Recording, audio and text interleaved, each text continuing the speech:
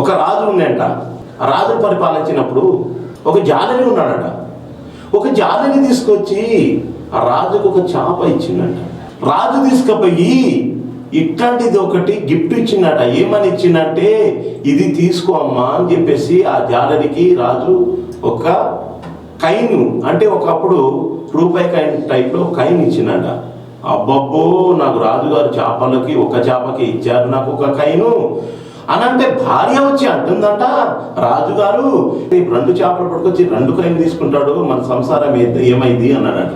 రాజు అన్నాడట కదా, చూడు, మనం 100,000 కోట్లు ఉన్నప్పుడు మన ఇంట్లో ఉంటేనే తింటున్నాము.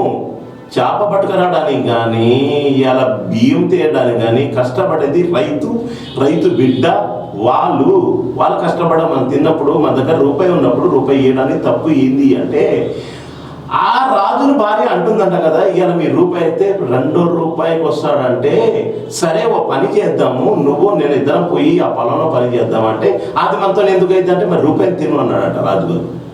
ఎప్పుడైనా గుర్తుపెట్టుకోండి, రూపాయిని పక్కన పెట్టుకొని పడుకున్నోడు ఎవడైనా సర్వనాశనం అవుతాడు. భగవంతుడు లక్ష్మీదేవి చూస్తుంది. మీకు 4 రూపాయలు ఉంటే 4 సాయం చేయండి, 4 పెట్టండి, 4తో పాటు మీరు ఉండండి.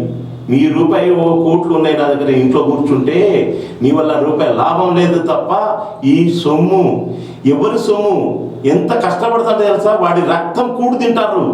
ఉన్నవాడు రక్తం కూడు తింటాడు, పేదవాడి రక్తం కూడు తింటారు.